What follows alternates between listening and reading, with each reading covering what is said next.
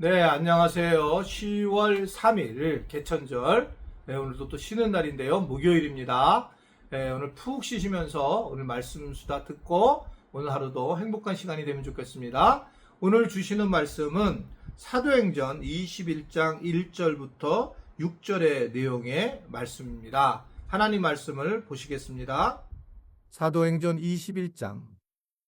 우리가 그들을 작별하고 배를 타고 바로 곳으로 가서 이튿날 로도에 이르러 거기서부터 바다라로 가서 베니게로 건너가는 배를 만나서 타고 가다가 구브로를 바라보고 이를 왼편에 두고 수리아로 항해하여 두로에서 상륙하니 거기서 배에 짐을 풀려 함이러라.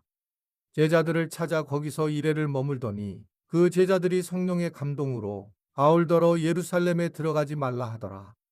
이 여러 날을 지낸 후 우리가 떠나갈새 그들이 다 그 처자와 함께 성문 밖까지 전송하거늘 우리가 바닷가에서 무릎을 꿇어 기도하고 서로 작별한 후 우리는 배에 오르고 그들은 집으로 돌아가니라.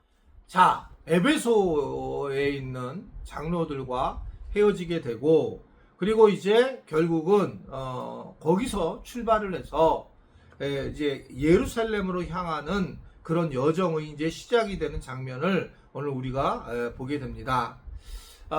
개인적으로 저도 이제 요 여정들을 바울의 여정들을 완벽하게 따르지 못한 것들이 이제 구브로 같은데 또는 요한계시록을 쓴 반모섬 이런 데 가보진 않았어요.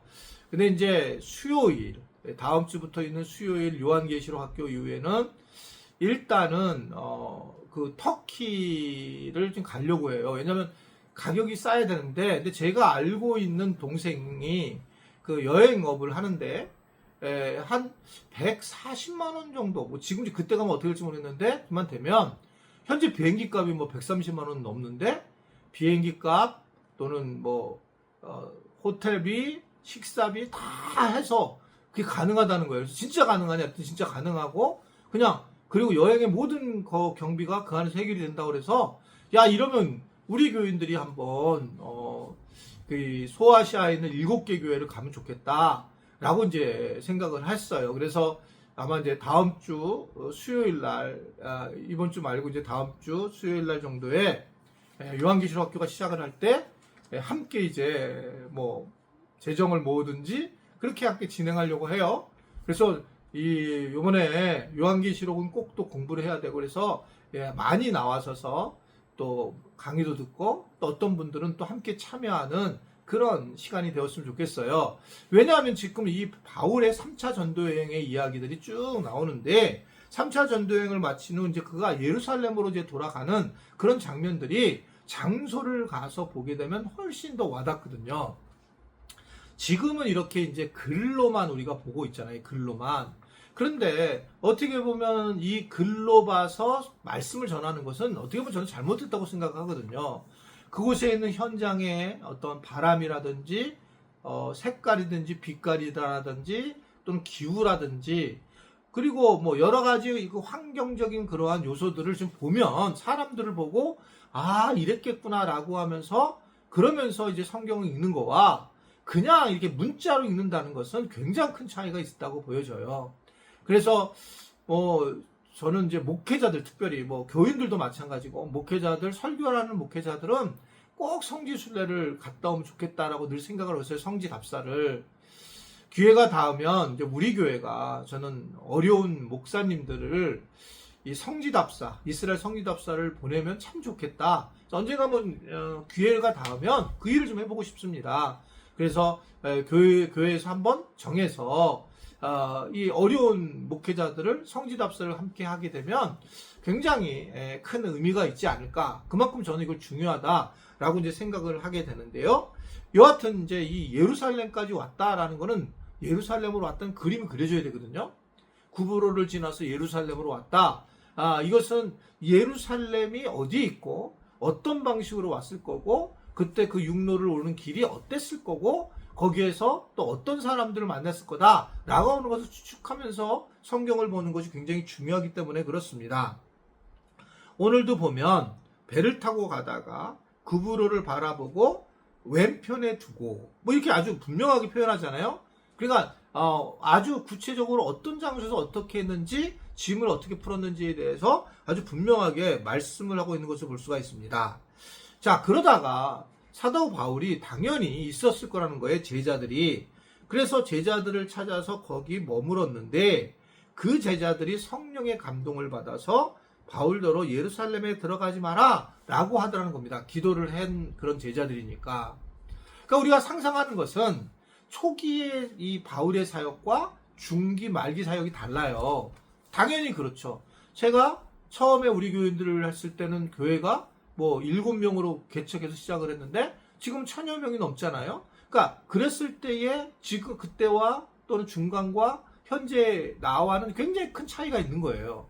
그러니까 그거를 갖다가 나를 그런 뭐 어떤 존재다라고 정리할 수 없는 거죠. 그러니까 바울은 뭐 제자들이 있었을까 없었을까라고 했을 때에 없었을 거다 이렇게 얘기하는 사람도 있어요. 근데 사실은 그러나 바울이 상당히 제자들이 많았을 거예요. 그래서 그 제자들이 이제 후반에 가서는 곳곳에 가면 그 제자들이 감싸고 보호하는 그런 모습들을 성경에서 많이 보게 됩니다. 여기서도 제자들이 이제 기도하는 제자들이었던 것 같고요. 그들이 기도하면서 예루살렘에서 이제 바울이 고난을 당한다라고 하는 것을 알게 됐기 때문에 그러기 때문에 들어가지 마라 라고 하는 것을 이야기를 하는 겁니다. 그런데 바울은 결국 한 발짝 한 발짝 예루살렘으로 향하는 그런 모습을 보이게 됩니다. 왜 이게 어떻게 이걸 해석해야 될까? 수많은 그 주변에 나중에 이제 아가보라고 하는 선지자도 그런 얘기를 하고 주변에 있는 사람들이 바울 보러 가지 말라라고 얘기를 하지만 그는 꿋꿋하게 가게 되는 이유가 뭘까? 고집이 단순히 센 것 때문에 그럴까? 아니면 그가 어떤 하나님의 음성을 명료하게 듣고 따라갔을까? 어떻든 무엇보다 제가 볼 때는 철저하게 하나님의 음성을 들은 걸로 보여져요. 그래서 이 일이 어떤 일이 되든 간에 가야 된다라고 하는 걸 알게 됐고, 그래서 이제 그곳에서 어려운 일을 당하는 것을 그는 흔쾌히 받아들이는 그런 모습을 보이는 겁니다. 이거 수많은 사람들이 이제 이 제자들이 이렇게 얘기를 했다라고 하는 것은 뭘 의미를 하는가? 사실은 이제 들어가지 마세요라고 하는 것들도 얘기하겠지만 또 다른 면으로 본다면 사도 바울이 마음의 준비를 할 수 있는 거라는 거죠. 그래, 이게 정말 실제로 내가 가서 굉장히 위험한 일을 당하게 될 수도 있구나. 큰 고난에 임하게 될 수 있겠구나 하는 것을 준비하는 그런 과정으로 볼 수 있다는 거죠. 그렇지만 그럼에도 나는 하나님의 뜻에 따라서 가겠다라고 하는 그런 모습을 이 사도 바울이 보이게 되고, 그리고 이제 그 나머지 그 제자들이 사도 바울을 위해서 더 전심으로 기도하는 모습을 보이는 것을 볼 수 있어요. 사실은 이제 이게 어떤 리더의 모습이잖아요. 외로운 모습이기도 하고 때로는 어려운 길을 가는 모습이라는 거죠. 그러니까 저 같은 경우도 제가 이제 우리 교회 리더잖아요. 그러면 이제 제가 이렇게 갈 때에 나에게 어떻게 생각하면 속상한 분도 계실 거예요. 그렇지만 저는 여러 가지를 보고 가는 거예요. 예를 들면 만약에 동일하게 제가 이 자리에 있었다면 이 당시에 제자들이 목사님 가지 마세요. 거기 가면 위험합니다. 기도해보니까 그렇게 느꼈어요. 근데 내가 가면 뒤에서 엄청 욕할 거예요. 엄청. 왜냐면 자기들 이야기를 안 들었기 때문에요. 이런 게 이제 인간의 어떤 모습인 거죠. 그런데 어떨 때는 그럼에도 불구하고 가야 될 때가 있어요.